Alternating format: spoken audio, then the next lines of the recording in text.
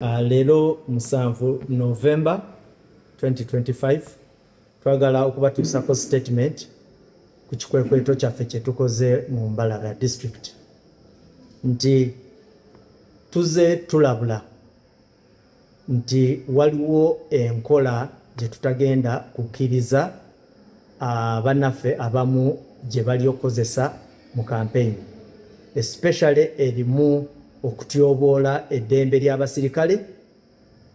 Tuze turegisteringa enfunda nyingi nga abapoliisi bakubibwa, emmotoka za poliisi nga zituusibwako damage.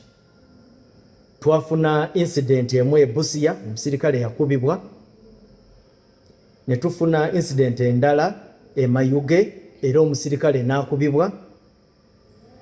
Ekyankwanzi ku Bikoma Primary School omusirikale yakubibwa.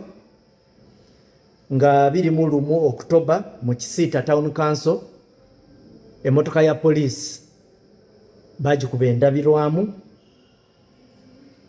Nga 28 October emmotoka ya poliisi bagifumita emipiira gyonna ena n'ebintu ebimu ne bibbibwa.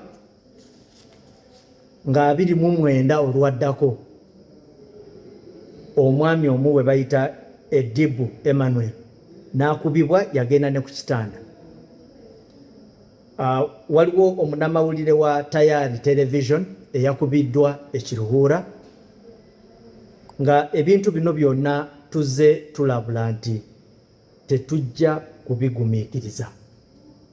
Era leero tusazeewo ne tukola ekikwekweto because abantu ababadde bakola ebintu bino bwe bamala nga baddukira mu groups, bwe bamala nga balinya drones nga badduka bava mu district endala ne bagenda mu ndala. Naye leero tusazeewo tukole ekikwekweto era buli muntu we tukutte tujja kubasunsula. Bwe tunaasanga nga asaanira ogenda mu kooti tujja mutwala mu kooti mu budde bw'amangu. Mwebale nnyo, mwebalire ddala.